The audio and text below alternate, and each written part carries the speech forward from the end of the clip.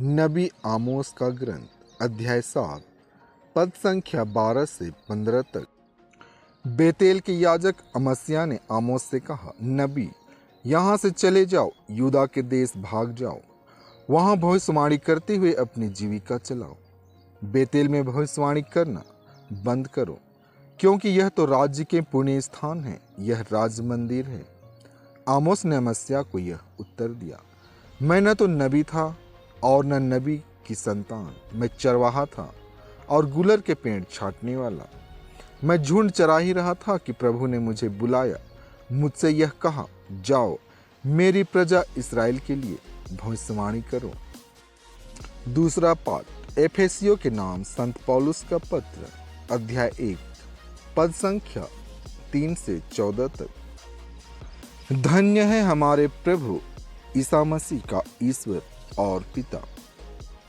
उसने मसीह द्वारा हम लोगों को स्वर्ग के हर प्रकार के आध्यात्मिक वरदान प्रदान किए हैं। उसने संसार की सृष्टि से पहले मसीह में हमको चुना, जिससे हम मसीह से संयुक्त होकर उसकी दृष्टि में पवित्र तथा निष्कलंक बने। उसने प्रेम से प्रेरित होकर आदि में ही निर्धारित किया कि हम ईसा मसीह द्वारा उसके दत्तक पुत्र बनेंगे। इस प्रकार उसने अपनी मंगलमय इच्छा के अनुसार अपने अनुग्रह की महिमा प्रकट की है। वह अनुग्रह हमें उसके प्रिय पुत्र द्वारा मिला है, जो अपने रक्त द्वारा हमें मुक्ति अर्थात अपराधों की क्षमा दिलाते हैं। यह ईश्वर की अपार कृपा का परिणाम है, जिसके द्वारा वह हमें प्रज्ञा तथा बुद्धि प्रदान करता रहता है।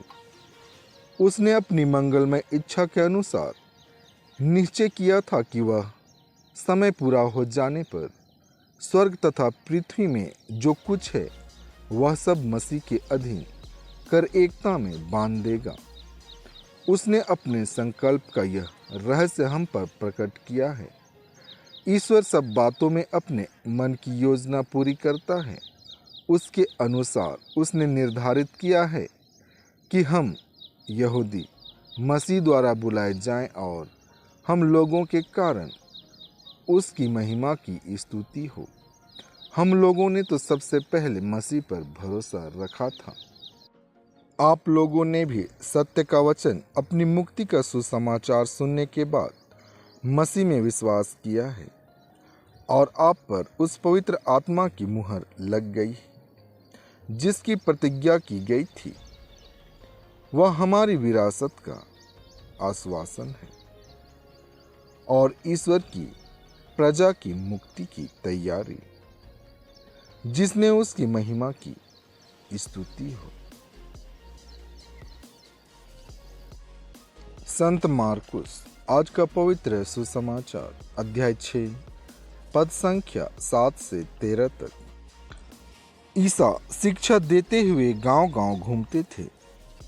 वे 12 को अपने पास बुलाकर और उन्हें अवधूतों पर अधिकार देकर 2-2 करके भेजने लगे। ईसा ने आदेश दिया कि वे लाठी के सिवा रास्ते के लिए कुछ भी नहीं ले जाएं, न रोटी, न झोली, न फेटे में पैसा। वे पैरों में चप्पल बांधे और 2 कुर्ते नहीं पहने। उन्होंने उनसे कहा, जिस घर में ठहरने जाओ, नगर से विदा होते तक वहीं रहो। यदि किसी स्थान पर लोग तुम्हारा स्वागत न करें और तुम्हारी बातें न सुने, तो वहां से निकलने पर उन्हें चेतावनी देने के लिए अपने पैरों की धूल झाड़ दो। वे चले गए। उन्होंने लोगों को पश्चाताप का उपदेश दिया, बहुत से अवधूतों को निकाला और बहुत से रोगियों पर तेल लगाकर उन्हें चंगा किया। प्रभु के इन वचनों के द्वारा आपको आशीष मिले। आमीन।